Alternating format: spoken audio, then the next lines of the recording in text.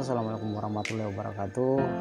Di mana ada yang bertanya kepada saya masalah orang gila, di mana orang gila ini melakukan penganiayaan, pembacokan. Orang ini tidak ditahan oleh aparat kepolisian, mereka dibebaskan begitu saja. Bukankah mereka ini harus dipenjara karena mereka membahayakan orang lain? Mungkin seperti itu, teman-teman. Oke, baiklah, kita lihat dasar hukumnya. Kenapa orang gila tidak bisa dipidanakan? Coba kita lihat apakah ada dasar hukumnya atau seperti apa. Coba kita lihat di pasal 44 ayat 1. Tiada dapat dipidana barang siapa mengerjakan suatu perbuatan yang tidak dapat dipertanggungjawabkan kepadanya, sebab kurang sempurna akalnya atau sakit berubah akal. Jadi inilah pasal yang melindungi orang gila, sehingga mereka tidak bisa dipidanakan. Dia dilindungi pada pasal 44 ayat 1. Kemudian kita lihat ayat 2, jika nyata perbuatan itu tidak dapat dipertanggungjawabkan kepadanya sebab kurang sempurna akalnya atau sakit berubah akal, maka dapatlah hakim memerintahkan memasukkan dia ke rumah sakit jiwa selama-lamanya 1 tahun untuk diperiksa. Jadi di mana di sini pada ayat 2, ketika pelaku terbukti bahwa dia tidak waras atau gila, hakim bisa memerintahkan memasukkan dia ke rumah sakit jiwa selama-lamanya 1 tahun untuk diperiksa. Seperti itu, teman-teman.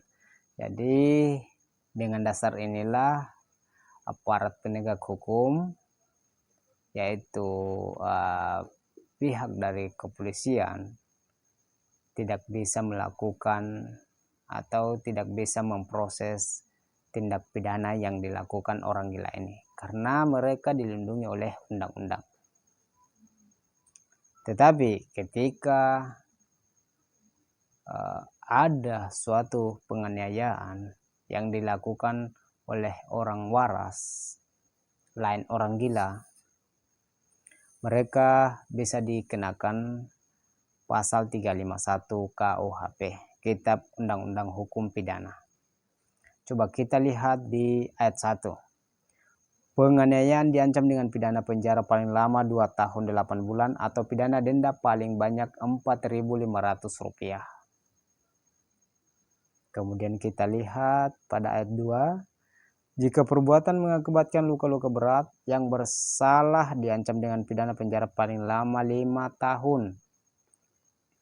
Maksud dari luka-luka berat ini seperti ini, teman-teman. Ketika ada seseorang tidak bisa melakukan aktivitasnya seperti biasa disebabkan karena penganiayaan yang dilakukan pelaku ini.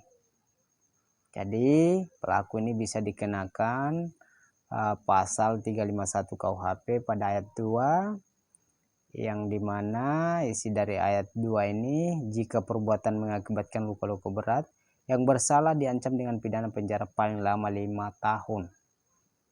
Kemudian kita lihat di ayat 3. Jika mengakibatkan mati, diancam dengan pidana penjara paling lama 7 tahun. Jadi ketika korban sampai meninggal dunia, pelaku bisa dijerat penjara paling lama 7 tahun. Kemudian akan tetapi apabila kematian korban memang menjadi tujuan awal dari si pelaku, maka pelakunya dapat dijerat dengan pasal 338 KUHP. Jadi mana di sini apabila pelaku sudah merencanakan dan tujuannya memang ingin membunuhnya, dia bisa dikenakan pasal 338 KUHP. di mana isi dari pasal ini yaitu barang siapa dengan sengaja merampas nyawa orang lain diancam karena pembunuhan dengan pidana penjara paling lama 15 tahun. Jadi di mana di sini hukuman 15 tahun. Ketika dia merencanakan bahwa dia melakukan penganiayaan ini, dia sudah merencanakan bahwa dia ingin membunuh orang yang ingin menjadi target dia ini. Jadi dia sudah menginginkan bahwa akan dibunuhnya, seperti itu teman-teman. Mungkin itu yang bisa saya sampaikan kepada teman-teman semua. Mudah-mudahan apa yang saya sampaikan ini bisa bermanfaat. Kurang dan lebihnya mohon dimaafkan. Wabillahi taufiq wal hidayah. Assalamualaikum warahmatullahi wabarakatuh.